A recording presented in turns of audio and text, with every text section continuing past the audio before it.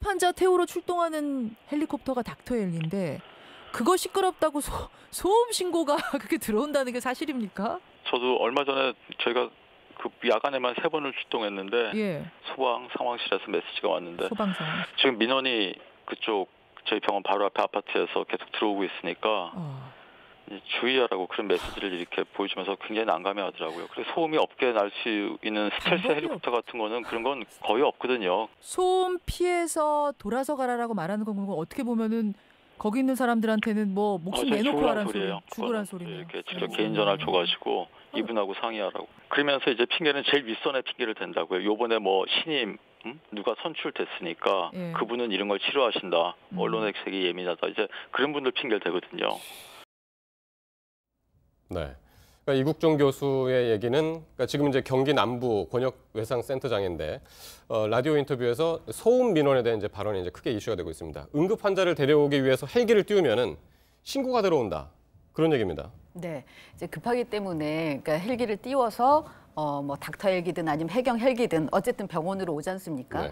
근데 이제 와서 내리고 뜨고 내리고 할 때 이게 소음이 발생하는데 이걸 가지고 주변 사람들이 민원을 엄청나게 제기를 하는 거죠. 네. 근데 그 민원이 이를테면 그 주변에 소방 시설이나 이런 데로 가면 여기에서 두 가지 논란이 있는 건데 일단 민원이 이렇게 많이 제기되는 것도 그렇고 여기에서 이 헬기 기장한테 이런 민원이 들어오니까 조심하라고 좀 주의하라고 얘기를 하거나 아니면은 그분들한테 이 헬기 기장의 전화번호를 아예 주면서 민원인들한테 직접 그 문제 제기를 하라고 우리는 전달하지만 뭐 전달하는 선이니까라고 해서 직접 민원이 들어와서 너무나 힘들어한다 이 헬기 기장들이. 그러니까 민원이 많기는 많은 모양이에요. 네, 그게. 그렇다고 하는 거죠. 예.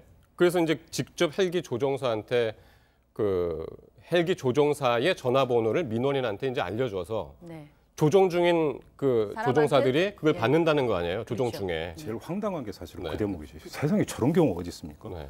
그러면 그 공무원들이 결국은 자기 면피하려고 떠넘기는 것밖에 안 되는 거잖아요. 떠넘기는 건 이중으로 떠넘기는 거잖아요. 한편으로는 윗선 그러니까 그 경기지에서 핑계 대는 거고 또 한편으로는 그러니까 나는 빠질 테니까 그러면 직거래하세요. 네. 그러니까 헬기 기장고 이렇게 되는 거니까 저건 관료주의라고 이야기하는 것 자체가 제가 볼 때는 언어 낭비인 것 같은데요. 좀 말이 안 되는 지금 행태를 보여주고 있는 건데 그 이재명 경기지사 같은 경우는 이거에 대해서 왜 나를 파느냐라고 그러니까 분명히 어떤 트위터에 글을 올렸고 이거에 대해서 조사해서 이제 엄단하겠다고 했는 건데 제가 볼 때는 그 공무원들의 어떤 관료주의나 면피, 어떤 보신주의도 정말 문제이지만요.